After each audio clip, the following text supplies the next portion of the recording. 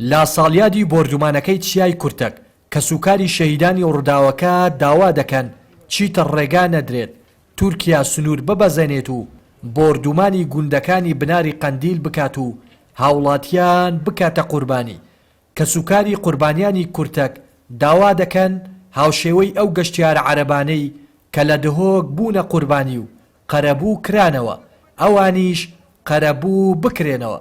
بۆیە داواکاری نییە چیتی ڕێگا نەدرێت حکوومەتی تورکیا سەروەری خاک و سنووری بەزێنی و لەشکری کێشی بکات لە ئاسمان بێدیان لە زەمین چیتە دانیشتوانی لادەکان نەبنە قوربانی داگیرکاری و فراوانی خوازی ئەردۆغان. دوو قەرەبووی قوربانیەکان و برینداریەکان بکرێتەوە لەلایەن حکوومەتی عێراقی فێدراڵ بەبێ جیاوازی نەتەوە مادام هەمویان هاوڵاتی عێراقین. سێ هەرچی زووە تەواوی بنکە و بەرەگاکانی سوپای تورکیا لە خاکی عێراق بکرێنە دەرەوە. سەرەڕای تێپەڕبوونی زیاتر لە دەیەک بەسەر ڕووداوەکەدا بەڵام هێرش و مەترسیەکانی سوپای تورکیا لا ناوچەکە کەم نەبووەتەوە و ڕۆژانە ترس و دڵڕاوکەیەکی زۆر لە ناو دانیشتوانی ئەو ناوچە سنووریانەدا دروست دەبێت.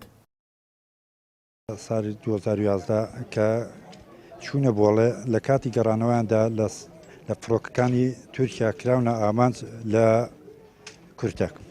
دایکم و باوکم و خوشکم و برام و خوارزایکم هەمویان شەهید بوون، حەوت شەهید. دوای 11 ساڵ تێدەپەڕێ بەسەر شەهیدبوونی حەوت کەسدا و بنەماڵەکەماندا تا ئێستا هەوڵێکی وەکو پێویست جدی نەدراوە لەلایەن هەر سێ سەرۆکایەتێکەوە ئەگەر هیچ قەرەبوویەک و مادی و معنەوی بکرێتەوە. حەنگە لە بەرتاری تورکیانێ با لە گوندی خۆ دەبوو.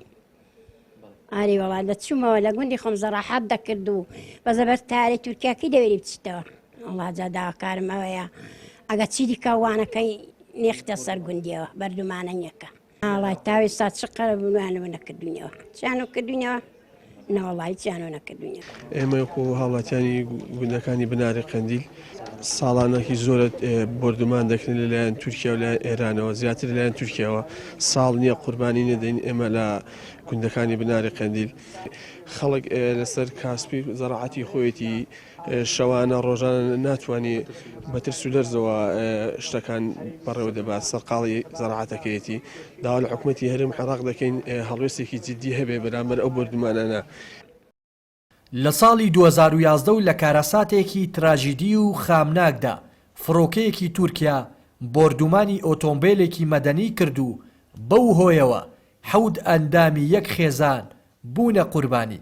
دوای تێپەڕبوونی 11 ساڵ بەسەر ئەو کارەساتەدا هێشتا حکوومەت و بەرپرسان بێدەنگیان هەڵبژاردووە و قەرەبووی کە سوکاری شەهیدانیشیان نەکردووەتەوە. لا دەڤەری ڕاپەڕینەوە ڕێناس ئەرسەلان کەناڵی پەیام.